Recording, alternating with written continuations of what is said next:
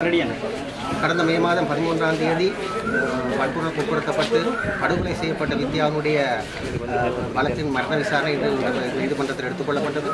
இந்த விசாரணையின் போது சாட்சியமாக இந்த மரணமடைந்த வித்யாவின் தாயாரும் அவருடைய சகோதரன் நிசாந்தனும் உறாவுத்துறை போலீஸ் நிலையத்தின் பொறுப்பு அதிகாரி, மேலும் சட்ட வைத்திய அதிகாரி மற்றும் புலனாய்வு பிரிவின் அதிகாரிகள் சாட்சியம் அளித்தனர். இதில் மிக முக்கியமான விடயம் என்னவென்றால், சாட்சியம் அளிக்கும் பொழுது அந்த இறந்த தாயார் மிகவும் சிரமத்தின் மத்தியில் வேதனையிலும் துன்பத்தின் மத்தியில் சாட்சி அளித்துக் கொண்டிருந்தார் இதை படித்துக் கொண்டு, அதே போன்று அவருடைய மகள் நிசாந்தர், அதாவது இறந்த தனது தங்கையை நேரடியாக கண்ட சகோதரனான நிசாந்தன் சாட்சியம் அளிக்கும் போது அவர் மிகவும் எங்கே பிடித்துக் கொண்டு மிகவும் சிரமத்தின் மத்தியில் சாட்சியம் அளித்தார். அதன் பிறகு இடைவெளி விடப்பட்டது. மீண்டும் அவர் சாட்சியம் அளிக்கும் போது அவருடைய நிலைமை மிகவும் பரிதாபமாக இருந்தது. பின்னர் சாட்சியம் அளித்த பிறகு அவர் மயக்க நிலை அடைந்து இதே கோளாறு ஏற்பட்டுள்ளதா என்ற காரணத்தினாலே உடனடியாக அவரை வைத்தியசாலை கொண்டு சென்றுவிட்டார்.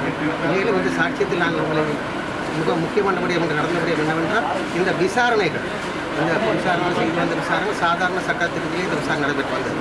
ஆனால் இந்த விசேடமாக இந்த கைதிகளை இந்த சந்தேக நபர்களை மேலதிக விசாரணைக்காக இந்த சந்தேக நபர்களை சாதாரண சட்டத்திலிருந்து எடுத்து ஜனாதிபதியுடைய உத்தரவு கமைய, பயங்கரவாத தடை சட்டத்தின் கீழ் ஜனாதிபதி வழங்கிய உத்தரவு கமைய 1 மாத காலத்துக்கு பயங்கரவாத தடுப்பு சட்டத்தின் கீழ் தடுத்து வைக்கப்பட்டு விசாரிப்பதற்கு ஜனாதிபதி உத்தரவிட்டிருந்தார்.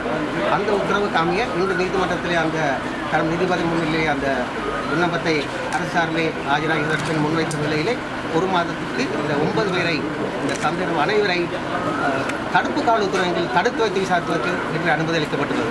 ஆகவே இந்த தடுப்பு கால உத்தரவின் கீழே அவர் தடுத்து வைக்கப்பட்டு விசாரணை செய்யப்படுவார். இங்கே முக்கியமாக நாங்கள் கூறிக்கொள்ள ஆசைப்படும் விடயம் என்னவென்றால், இந்த சமூகத்தில் யாராக இருந்தாலும் நாங்கள் வேண்டிக் கொள்ளும் விடயம் என்னவென்றால், அதாவது இந்த கொலை செய்யப்பட்ட வன்புணர்வுக்கு உட்படுத்தப்பட்டு படுகொலை செய்யப்பட்ட வித்யா சம்பந்தமாக நீங்கள் இவராவது ஏதாவது தெரிந்திருந்தால், உங்களுக்கு தெரிய வந்தால் உடனடியாக அதை நீங்கள் எங்களுக்கு அறியத்தர வேண்டும், அதை புலனாய்வு அறிய கொடுக்க வேண்டும் என்பதை நாங்கள் வேண்டுகோளாக வைக்கின்றோம்.